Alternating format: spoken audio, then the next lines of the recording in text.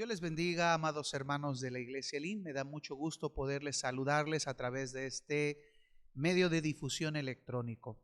El propósito de los viernes de este espacio es poder hacer una lectura de un libro que sin duda nos va a ayudar a comprender de una mejor manera la membresía de la iglesia local. Este libro que vamos a ir leyendo semana tras semana y compartiendo por medio de nuestras redes sociales de la iglesia, por sea video o en audio, es de este libro que les quiero mostrar aquí, que se titula La membresía de la iglesia. Es un libro escrito por Jonathan Leeman, La membresía de la iglesia. ¿Cómo sabe el mundo quién representa a Jesús? Cada semana vamos a estar leyendo un capítulo de este libro, reflexionando sobre las ideas del autor de lo que debemos de entender sobre la importancia de la membresía en la iglesia y poder hacer unas reflexiones finales, amados hermanos. Por eso hoy quisiera iniciar leyendo el capítulo 1 de este libro que lleva por título No hemos examinado los conceptos correctos. Así que espero que sea de bendición la lectura de este libro. Dice de la siguiente manera, capítulo 1. Imperio. He descubierto esta palabra recientemente. No es una palabra que sacarías en una conversación mientras tomas café con tus amigos. No suena pretenciosa, como si la utilizara un chico de 13 años excesivamente inteligente, pero creo que es una palabra útil. Es lo que obtienes cuando conviertes la palabra imperial, una palabra que puedes oír en una conversación tomando café, en un sustantivo. Imperio significa poder absoluto o dominio absoluto y nos lleva a la cuestión de quién tiene la responsabilidad en nuestra sociedad. ¿Cuál es la autoridad en la que todas las demás autoridades deben responder? ¿Quién puede cortar cabezas sin miedo a represalias, hablando literalmente, porque es parte de sus obligaciones laborales? Aquel que tiene imperio. Imperio es lo que tuvo César en Roma, así como aquellos reyes de la época medieval que estaban siempre diciendo que le corten la cabeza. En nuestros días diríamos que es el Estado quien tiene el imperio. No hay mayor poder que el suyo. El Estado es donde se encuentra la autoridad. Solo él tiene el poder sobre la vida y la muerte, el poder de la espada. Por tanto, si quieres empezar un negocio o una escuela, necesitas el permiso del Estado. Ocurre lo mismo con los clubes de fútbol, con los sindicatos laborales o con las asociaciones benéficas. Existen con permiso del Estado y el Estado los legisla. Son ellos los que legislan al Estado, no tienen imperio. Dicho esto, ¿qué ocurre con las iglesias locales? ¿Existen por el permiso del Estado? Bien, esto nos lleva a una cuestión interesante. De hecho, es una cuestión que cambiará totalmente nuestra forma de ver la iglesia local y la membresía. Jesús tiene el imperio. La mayoría de la gente en la sociedad occidental engloba las iglesias en la misma categoría que los clubes de fútbol o las asociaciones benéficas. Piensan que la iglesia es otra asociación de voluntarios. Otros prefieren considerar a las iglesias como un proveedor de servicios, como un mecánico que repara tu alma o una gasolinera que llena tu depósito espiritual. ¿Es la iglesia local realmente un club o un proveedor de servicios que existe por el permiso del Estado? ¿Es una pedigüeña más que depende de la caridad del Señor de la tierra? Es cierto que como cristianos individuales debemos someternos a la autoridad del Estado, pero recuerda que este es servidor de Dios y su vengador para castigar, de acuerdo a Romanos capítulo 13, verso 4.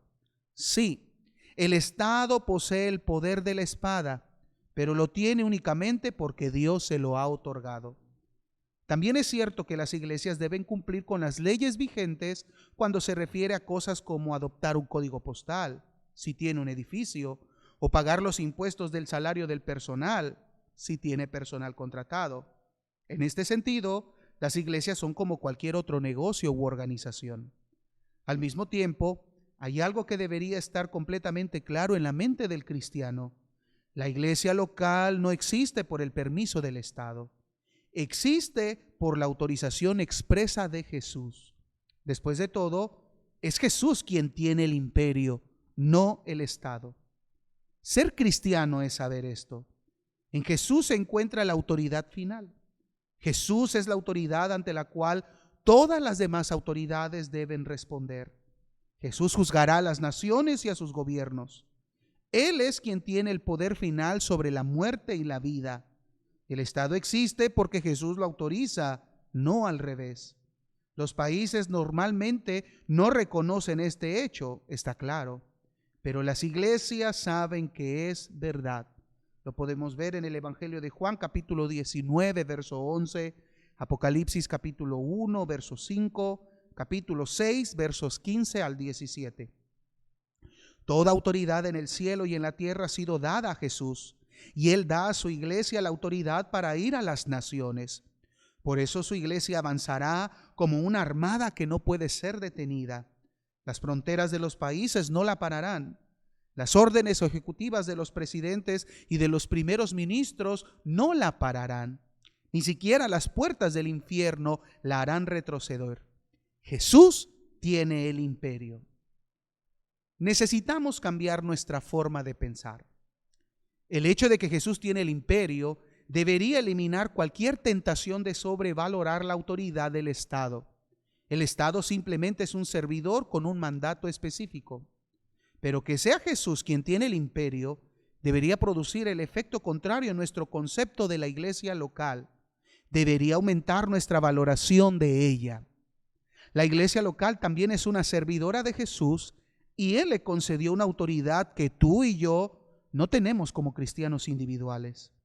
Esto afecta radicalmente lo que es la iglesia local y lo que significa ser miembro de ella. Si eres un cristiano que vive en un país occidental y demócrata, hay muchas posibilidades de que necesites cambiar tu manera de pensar acerca de la iglesia y de cómo te relacionas con ella. Es muy posible que minusvalores tu iglesia, que la desprecies, que la deformes de tal manera que también deformes tu cristianismo. Todos nosotros hemos estado pensando que la iglesia local y la membresía son una cosa, cuando en realidad son otra. Es como si hubiéramos estado mirando a nuestra propia familia, padre, madre e hijos, y pensando en ellos como en un negocio.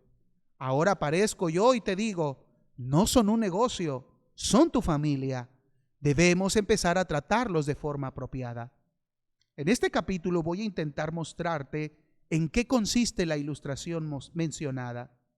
Para lograrlo, utilizaré 5 conceptos importantes, todos ellos basados en la realidad del imperio universal de Jesús. Después, utilizaré el resto del libro para aclarar todo el lío que voy a formar aquí. Justificaré, desarrollaré y aplicaré dicha ilustración. Empezaremos definiendo lo que no es una iglesia local. La iglesia local no es un club para cristianos.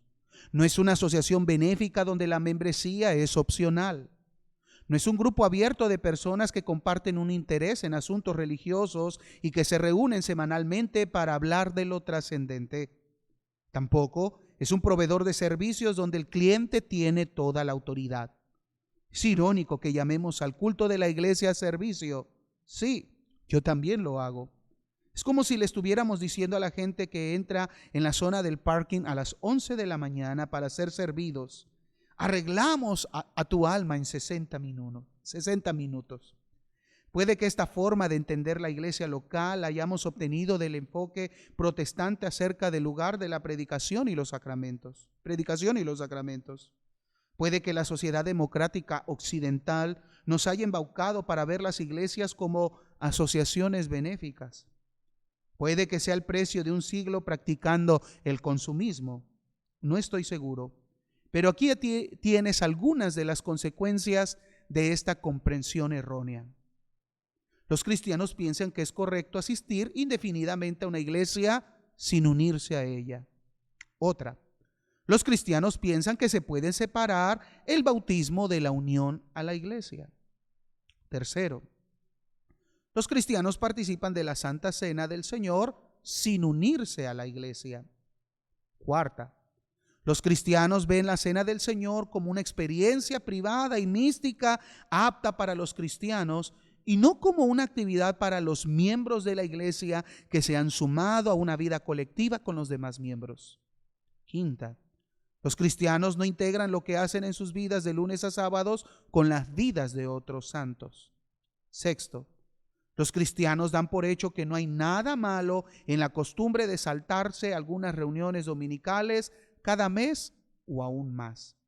Séptimo, los cristianos toman decisiones importantes en su vida: trasladarse, aceptar un ascenso laboral, escoger una esposa, etcétera, sin considerar los efectos que esas decisiones traerán a la familia de amistades en la iglesia, o sin consultar la sabiduría de los pastores y de otros miembros de la congregación. Octava, los cristianos compran casas o alquilan apartamentos sin apenas considerar que algunos factores, como la distancia y el costo, afectarán su disponibilidad para servir a su iglesia. Y por último, los cristianos no se dan cuenta que tienen una parte de responsabilidad tanto en el bienestar espiritual como en el sustento físico de otros miembros de la congregación, incluyendo miembros que no conocen. Cuando uno padece, se duele solo. Cuando reciben honra, se goza solo. La enfermedad arraigada detrás de todos estos síntomas, la cual admito que corre por mis venas, es asumir que tenemos la autoridad de manejar la vida cristiana a nuestra manera. Incluimos a la iglesia en nuestros planes cuando y cómo nos conviene. Dicho de otra manera, tratamos a la iglesia local como un club al que nos unimos o no. Esta asunción nos lleva, en cierta manera, a conducir nuestra vida cristiana al margen de la iglesia local, aun cuando nos unimos a ella. Claro que soy miembro de la iglesia, pero ¿por qué razón tengo que pedir a la congregación que me ayude a considerar si acepto un trabajo en una ciudad lejana? Quiero que sepas que no estoy señalándote con el dedo. Estos instintos también forman parte de mi cultura. Te confieso que quiero hacer las cosas a mi manera. Prefiero no asumir responsabilidades por otras personas. Pero esa no es la ilustración bíblica. Necesitamos cambiar nuestras gafas viejas por unas nuevas. ¿Estás preparado? La autoridad más alta del reino en la tierra. ¿Qué es la iglesia local? Voy a decir varias cosas para responder a esta pregunta, pero permítanme empezar aquí. La iglesia local es la autoridad que Jesús ha instituido en la tierra para confirmar oficialmente nuestra vida cristiana y moldearla. De la misma manera que Jesús ha instituido el Estado, ha instituido la iglesia local. Es una autoridad institucional porque Jesús la ha instituido con autoridad. Ahora bien, estoy evitando por todos los medios meterme aquí en un debate acerca de la relación entre iglesia y Estado. Pero hay algo que debes entender si vamos a tener un debate progresivo acerca del paradigma de la membresía eclesial. Concepto importante número 1. Así como la Biblia establece el gobierno de tu nación como la más alta autoridad en la tierra en relación con tu ciudadanía en esa nación, también la Biblia establece la iglesia local como la más alta autoridad en la tierra en relación con tu discipulado en Cristo y con tu ciudadanía en la actual nación prometida de Cristo. Por eso Jesús ha instituido el Estado dándole el poder de la espada. Básicamente esto quiere decir que el Estado puede quitarte la vida bajo la autoridad de la palabra de Dios.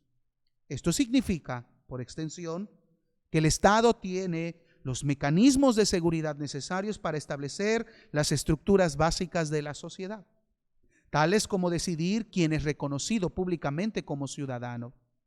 Del mismo modo, Jesús ha instituido la iglesia local dándole el poder de las llaves. Básicamente, esto quiere decir que la iglesia local puede retirar la membresía a una persona bajo la autoridad de la palabra de Dios. Esto significa, por extensión, que la iglesia local tiene los mecanismos de seguridad necesarios para establecer las estructuras básicas de la vida del reino, tales como decidir quién es reconocido públicamente como ciudadano. Hay que buscar los conceptos correctos. Por tanto, en vez de empezar con el concepto de la iglesia como una asociación benéfica, Necesitamos empezar con el concepto de la iglesia como el pueblo de un reino o nación. ¿Entiendes ahora por qué hablo de un cambio de categoría, como lo sería cambiar de un negocio a una familia? La gente dice, ¿dónde se encuentra la membresía en la Biblia? Y el problema es que están buscando algo así como un club al cual unirse, porque la palabra membresía es una palabra que pertenece a los clubes. Los clubes, los partidos políticos y los sindicatos laborales tienen miembros, pero normalmente no utilizamos la palabra membresía en relación con los gobiernos y los ciudadanos de las naciones. No decimos, bueno, ¿cómo le va la membresía de la nación española? Ya habéis llegado a los 47 millones de miembros, ¿verdad? Los clubes se fundan con algún punto de interés común. Los proveedores de servicio empiezan con alguna necesidad o deseo común. Las iglesias tienen todo esto y también tienen algo más. Un rey que exige la obediencia de su pueblo. Las iglesias comienzan con un hecho: Jesús es Salvador y es Señor. Él murió en la cruz por los pecados de todos los que creyeran en Él y lo siguieran. Esto significa que la Biblia no habla de la membresía de la iglesia en la forma que a ti te gustaría que lo hiciera. En su lugar, habla de cómo los miembros de su pueblo se reúnen todos juntos bajo su suprema autoridad.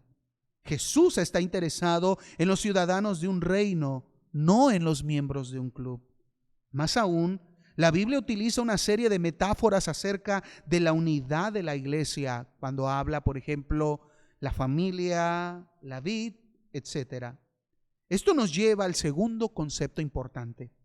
Concepto número 2. Cuando abras la Biblia, no busques señales de un club con miembros voluntarios. En su lugar, busca a un Señor y a su pueblo en unión. También debes buscar otras formas de unidad. Hermanos y hermanas en una familia, pámpanos en una vid, etc.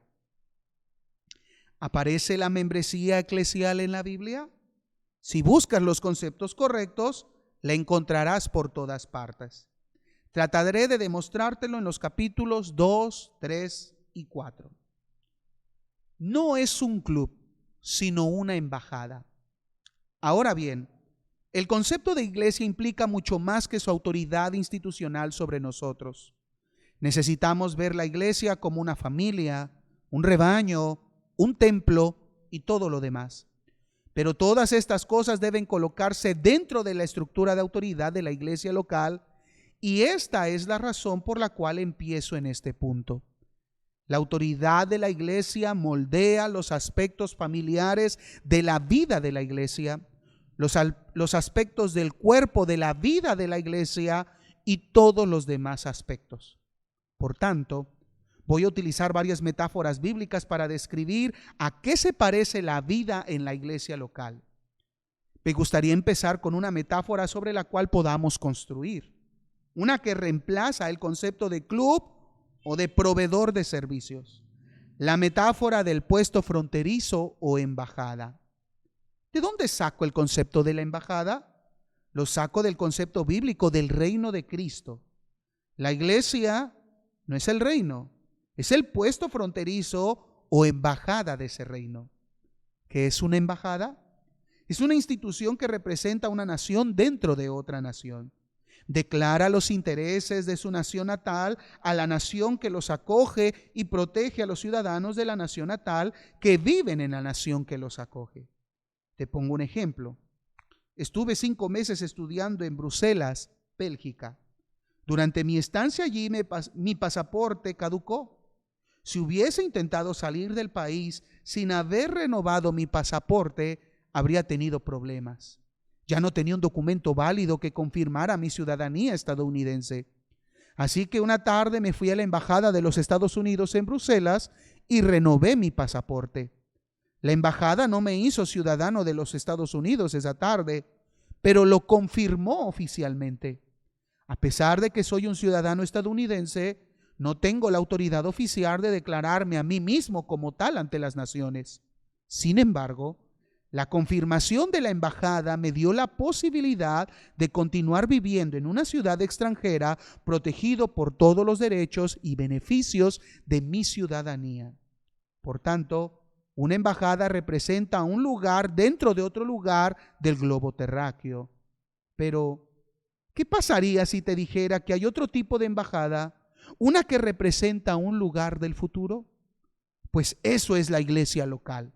Representa el grupo completo de las personas bajo el señorío de Cristo que se reunirá al final de la historia. Pablo nos dice que la ciudadanía cristiana está en los cielos. Hasta nos llama ciudadanos de Israel, lo cual es muy interesante cuando consideramos lo que significaba la ciudadanía para los judíos. De todas maneras, y a diferencia de Israel, la patria del cristiano no está en ningún lugar del planeta Tierra. Somos extranjeros y peregrinos. Los cristianos deben anhelar llegar a su patria. Están esperando el día cuando los reinos del mundo han venido a ser de nuestro Señor y de su Cristo. Cuando toda rodilla se doble y toda lengua confiese que Jesucristo es el Señor. De acuerdo a Apocalipsis capítulo 11, verso 15 y Filipenses capítulo 2, versos 10 al 11. Pero espera un momento. Hay un lugar en la tierra donde los ciudadanos celestiales pueden encontrar ahora mismo asilo y reconocimiento oficial. Y esa es la iglesia local. Las iglesias representan el gobierno de Cristo aquí y ahora.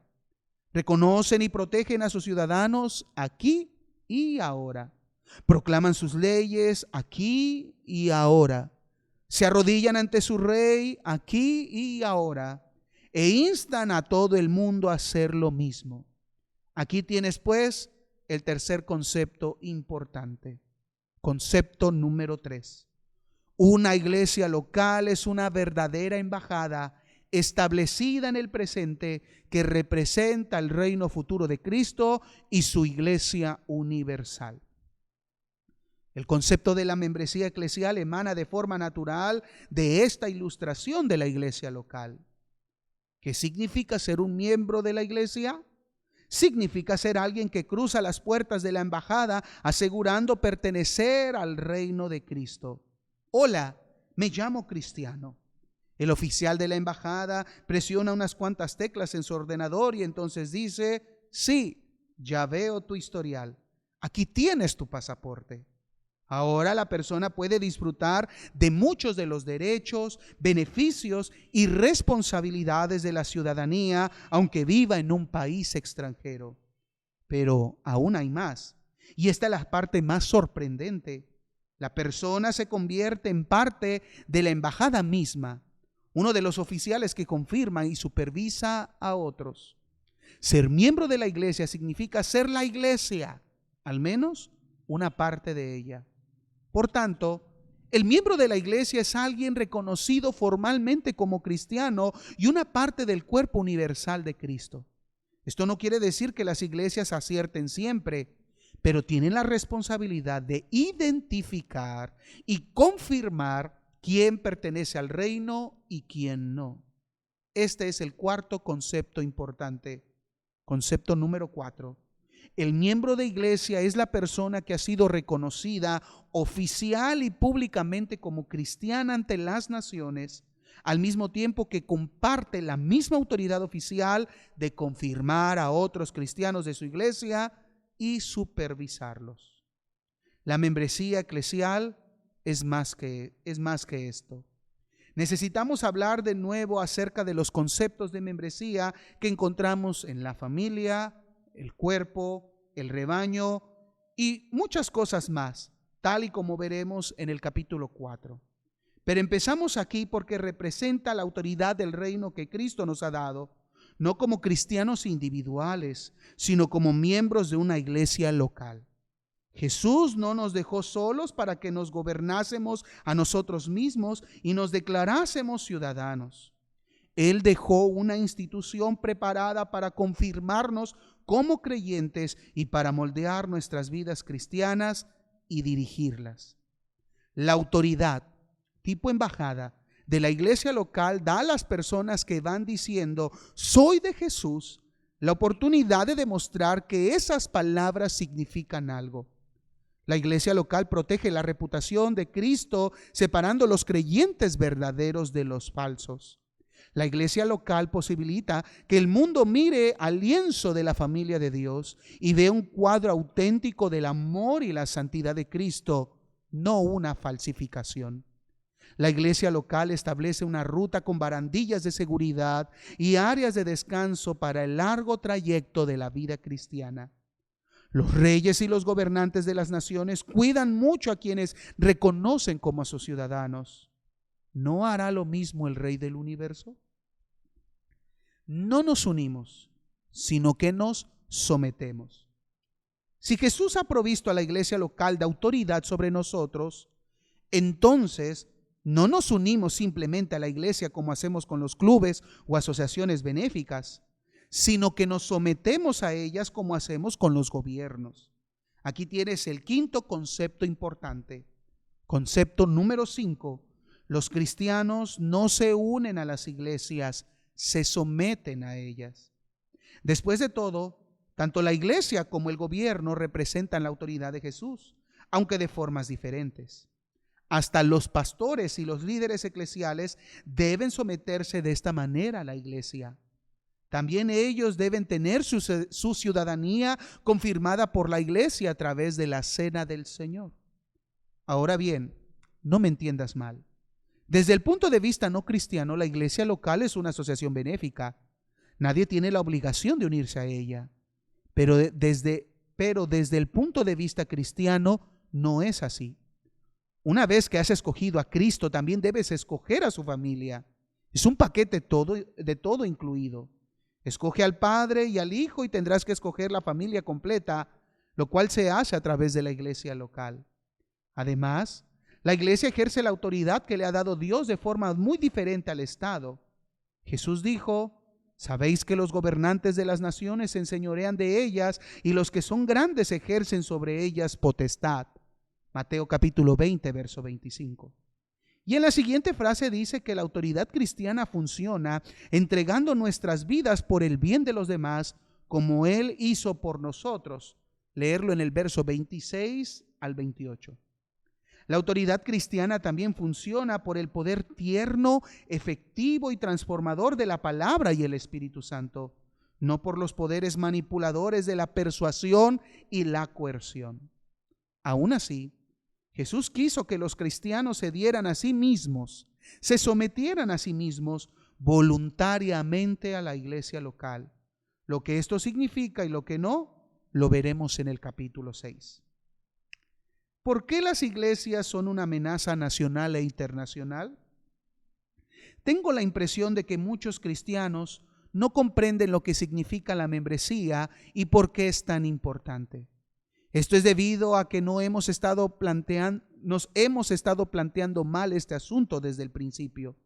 No obstante, puedo señalar dos grupos que comprenden verdaderamente bien la importancia de este tema. En primer lugar, piensa en todos los gobiernos que han perseguido a las iglesias y a sus miembros. Estos gobiernos se equivocaron al considerar a las iglesias como una amenaza para su poder institucional. Jesús no les dio el poder de la espada a las iglesias.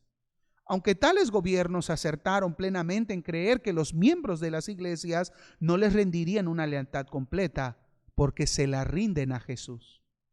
Mira cómo Eusebio, historiador romano del siglo IV, describió un cristiano de la iglesia primitiva llamado Sanctus, cuando éste fue llevado ante sus torturadores en el año 177 a.C.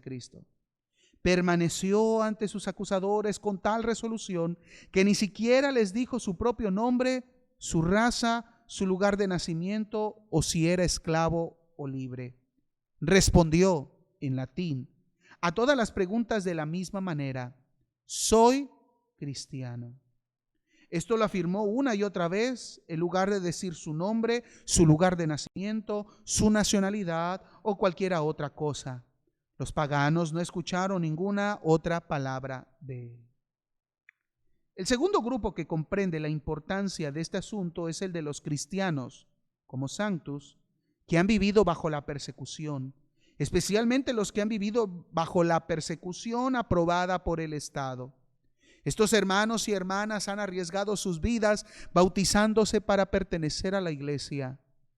No se te ocurra hablarles de membresía voluntaria como si la iglesia fuera una liguilla de bolos. Ellos saben cuál es el precio de su lealtad. Esto me lleva a preguntarme si este libro tendrá más sentido para ellos que para los cristianos occidentales como yo. Bienaventurados los que padecen persecución por causa de la justicia, porque de ellos es el reino de los cielos. Mateo capítulo 5, verso 10. Te voy a pedir que te imagines a una esfera con todas las naciones del mundo dibujadas en ella. Ahora imagínate una pequeña embajada de luz. Es una reunión de cristianos reunidos en el nombre de su Rey, Jesús. Entonces el punto de luz se divide en 2, después en 4, luego en 8 y así continúa. Una nueva nación está creciendo, una nación instalada dentro de otra nación. Esta nueva nación no mueve las fronteras en el mapa, pero tampoco puede ser contenida por sus líneas. Las líneas de las fronteras no tienen la autoridad para detener a estos ciudadanos celestiales. Los puntos de luz traspasan todas las fronteras, esparciéndose por todas partes como un virus contagioso, como las estrellas que aparecen una a una a medida que el cielo se oscurece. Estas son las iglesias de Cristo y sus miembros. El mundo nunca conoció nada que se les pareciera. Hasta aquí es la lectura del capítulo número 1. La reflexión, iglesia, es poder entender lo que es la membresía de la iglesia. Somos representantes del reino de Cristo aquí en la tierra. Miremos la iglesia como una embajada. Mirémonos como embajadores. Mirémonos al someternos a la autoridad de Cristo que Él ha delegado en la iglesia. La iglesia no es ningún club social. La iglesia no es una institución benéfica. No es un lugar donde se ofrecen servicios para tu comodidad o bienestar o arreglo espiritual. La iglesia es de Cristo y nos sometemos a ella porque hemos creído en el Señor. Es nuestro Señor y Salvador y nos sometemos a Él. Esa es la reflexión en esta noche sobre este texto y espero que pueda haber sido de su agrado la lectura, y cualquier comentario o duda lo pueden escribir, sea en los comentarios de este video o también por un mensaje personal. Esperando que todo esto sea de edificación, y nos estaríamos viendo la próxima semana en la lectura del capítulo 2 sobre la membresía de la iglesia. Dios les bendiga, iglesia. Les mandamos un gran saludo, esperando que la bendición del Señor sea con cada uno de ustedes. Bendiciones, Iglesia Elim.